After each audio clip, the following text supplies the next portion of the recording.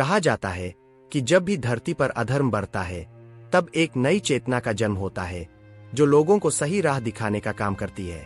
लेकिन आज के समय में, जिसे हम कलयुग कहते हैं, लोगों के मन में नफरत, ईर्ष्या और स्वार्थ तेजी से बढ़ते जा रहे हैं।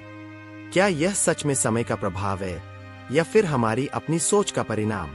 इस प्रश्न का उत्तर खोजने के लिए आइए एक कहानी पढ़ते हैं जो हमें सिखाएगी कि नफरत से भरे इस संसार में प्रेम और करुणा कैसे प्रकाश की किरण बन सकते हैं। बहुत समय पहले हिमालय की तलहटी में एक सुंदर सा गांव बसा हुआ था।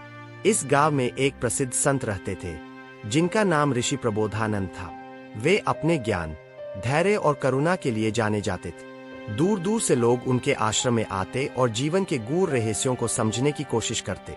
एक दिन 3 शिष्यों ने उनसे एक महत्वपूर्ण प्रश्न पूछा। गुरुदेव, आजकल संसार में नफरत इतनी क्यों बढ़ रही है?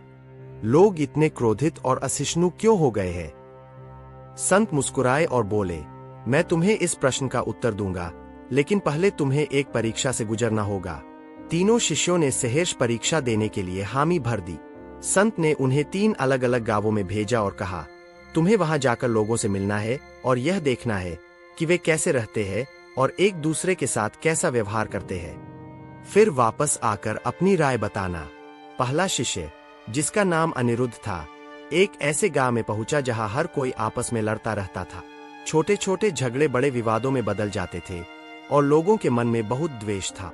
यहाँ तक कि परिवारों के बीच भी एकता नहीं थी। अनिरुद्ध ने एक बूढ़े व्यक्ति से पूछा, बाबा, आपके गांव में लोग इतने क्रोधित और नफरत से भरे क्यों हैं? बूढ़े व्यक्ति ने गहरी सांस ली और कहा, बेटा, यह स्वार्थ और संदेह का परिणाम है। यहाँ हर कोई सोचता है कि दूसरा व्यक्ति उसका शत्रु है। हमें सिखाया गया था कि केवल अपना लाभ देखो और दूसरों की चिंता मत करो। यही कारण है कि हम एक दूसरे पर भरोसा नहीं कर पाते। अनिरुद्ध ने यह सुना और गहरी सोच में पड़ गया। दूसरा शिष्य, भास्कर, एक ऐसे गांव में पहुंचा जहां लोग एक दूसरे की मदद करते थे। वहां कोई लड़ाई झगड़ा नहीं था, बल्कि प्रेम और सौहार्द का वातावरण था। भास्कर ने गांव के मुखिया से पूछा, आपका गांव इतना शांत और प्रेम से भरा कैसे है? मुखिया ने उत्तर दिया, यहाँ के लोग एक दूसरे पर भरोसा करते हैं। वे स्वार्थ के बजाय सेवा को महत्व देते हैं। जब भी कोई मुसीबत आती है, हम मिलकर उसका समाधान निकालते हैं। हमने नफरत को अपने दिलों में जगह ही नहीं दी। भास्कर ने यह सुना और मन ही मन सोचा कि यह प्रेम और एकता की शक्ति है जो इस गांव को खुशहाल बनाए हुए है। तीसरा शिष्य, चारू, एक ऐसे गांव में पहुंचा जहां कुछ लोग प्रेम और दया के मार्ग पर चल रहे थे, जबकि कुछ लोग क्रोध और नफरत से भरे थे। चारू ने एक वृद्ध महिला से पूछा, माता जी, आपके गांव में लोग 2 अलग अलग स्वभाव के क्यों हैं?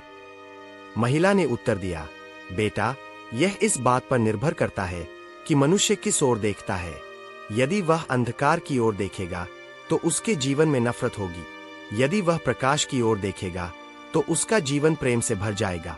यहाँ कुछ लोग अच्छे हैं क्योंकि वे प्रेम और करुणा में विश्वास रखते हैं, जबकि कुछ लोग नफरत को अपना साथी बना चुके हैं। चारू ने यह सुना और गहरी सोच में पड़ गए। तीनों शिष्य वापस संत प्रबोधानंद के पास पहुंचे और अपने अपने अनुभव बता। संत मुस्कुराए और बोले, तो क्या तुमने समझा कि संसार में नफरत इतनी क्यों बढ़ रही है? अनिरुद्ध ने कहा, गुरुदेव, मैंने देखा कि जहां लोग केवल स्वार्थ और अपने लाभ की चिंता करते हैं, वहां नफरत बढ़ती जाती है। भास्कर बोला, मैंने देखा कि जहां प्रेम और एकता होती है, वहां नफरत के लिए कोई जगह नहीं होती। चारू ने कहा, गुरुदेव, मैंने जाना कि यह सब हमारे चुनाव पर निर्भर करता है। हम अंधकार चुनते हैं या प्रकाश। संत ने मुस्कुराकर कहा, तुम तीनों ने सही सीखा। नफरत इसलिए फैल रही है क्योंकि लोग स्वार्थ, लालच और संदेह में डूबे हुए हैं। लेकिन यदि हम प्रेम, करुणा और विश्वास को अपना ले तो यह संसार स्वर्ग बन सकता है।